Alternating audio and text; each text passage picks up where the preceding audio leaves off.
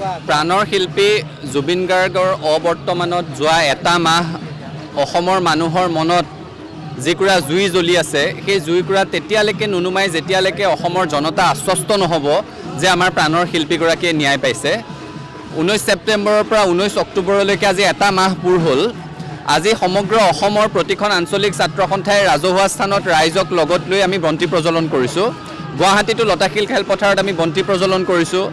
এই বন্তি প্ৰজ্বলনৰ উদ্দেশ্য কেৱল প্ৰাণৰ শিল্পীগৰাকীক শ্ৰদ্ধাঞ্জলি নহয়, এই বন্তি প্ৰজ্বলনত তেওঁক শ্ৰদ্ধাঞ্জলি জনোৱাৰ সমান্তৰালভাৱে আমি পুনৰ সমবেত হৈ সংকল্প লৈছোঁ যে যেতিয়ালৈকে আমাৰ প্ৰাণৰ শিল্পীগৰাকীয়ে ন্যায় নাপাব তেতিয়ালৈকে সংগ্ৰাম অব্যাহত থাকিব।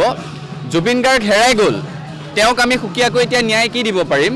কিন্তু জুবিন গাৰ্গ নোহোৱা হৈ গ'ল, এই জীয়া সত্যটোক আঁকোৱালি লৈ প্ৰতিদিনে যিসকল অনুৰাগী মৰি মৰি জীয়াই থাকিব লাগিব সেইসকলেতো ন্যায় পাব লাগিব। আৰু সেইকাৰণে প্ৰাণৰ শিল্পীগৰাকীৰ ন্যায়ৰ সংগ্ৰামখন তীব্ৰতৰ হ'ব।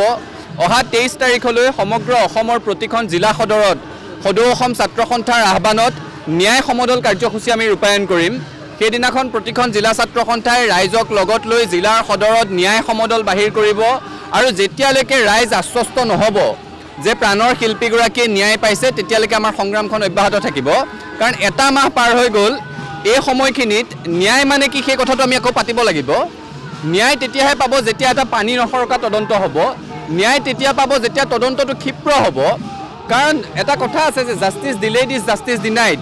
আমি ৰৈ ৰৈ এই কথাটো পাহৰণিৰ গৰ্ভত কেতিয়াও নাযায়। অসমৰ মানুহৰ মনত জ্বলি থকা জীয়া জুইকুৰা তেতিয়ালৈকে জ্বলি থাকিব যেতিয়ালৈকে এটা সমাধান নাপায়, যেতিয়ালৈকে শিল্পীগৰাকীয়ে ন্যায় নাপায়।